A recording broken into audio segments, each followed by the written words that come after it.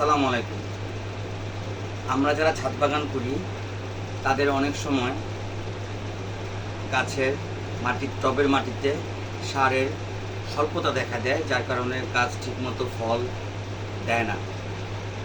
আজকে আমি একটা গাছের একটা রেমেডি তৈরি করব, তরল সার তৈরি করব, যেটা আমি 6 মাস অন্তর অন্তর গাছে প্রয়োগ করে থাকি।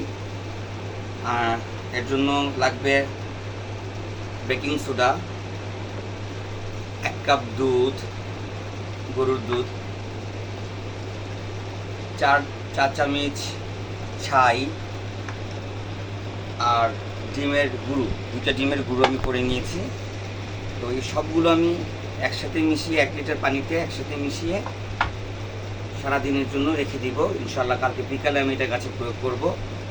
আর যেহেতু বেকিং সোডা থাকে, গাছের পিএইচের মান মাটিতে বৃদ্ধি পেয়ে যেতে পারে, তাই 6 মাসে বছরে 2বার ব্যবহার করা ভালো। তো আমি প্রথম বেকিং সোডা নিয়ে নিচ্ছি বোতলটাতে 1 চা চামচ পরিমাণ।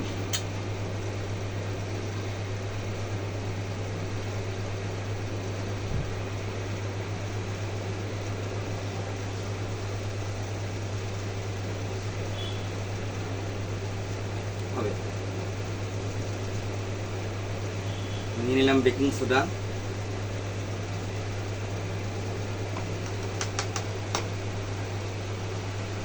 এখানে 3টা ডিমের গুঁড়ো করা, 3টা ডিমের খোসা গুঁড়ো করে নিয়েছিলাম, দিয়ে দিয়েছি এখানে। তারপর 4 চামচ ছাইটা অবশ্য আমি আমার ছাদেই তৈরি করি। পুরোনো পাতাগুলো যা আছে এগুলো শুকিয়ে, ডালপালা শুকিয়ে একসাথে ছাই করে নিই।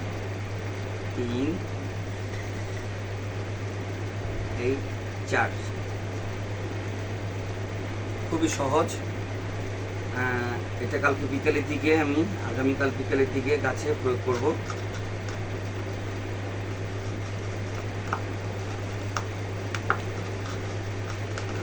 এর মধ্যে বেকিং সোডা এই সবগুলো উপাদানগুলোকে ভেঙে গাছের গ্রহণযোগ্য তরলে তৈরি করে নেবে।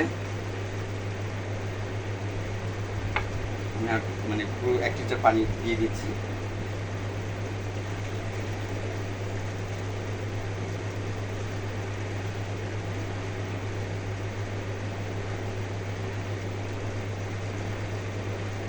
আমি এটা নিয়ে নিলাম, সবগুলো মিশিয়ে নিব ভালো করে। মিশিয়ে এটা আমি একটা একটা যে কর্নারে, বাসার একটা যে কোনো ছাদের কর্নারে একটু ছায়াযুক্ত স্থানে, সম্পূর্ণ লাগাবো না, হালকা মুখটাকে চিপিটাকে একটু খোলা রাখবো, যাতে করে বাতাসটা যে রিয়াকশন হচ্ছে সেটা যদি বের হয়ে যেতে পারে। তার আগে আমি একটু থাকিয়ে এটা রেখে দিই। বাস, আমি এটা 10:1, মানে এটার 1 ভাগ আর 10 ভাগ পানির সাথে মিশিয়ে আমি গাছে প্রয়োগ করব। ধন্যবাদ সবাইকে।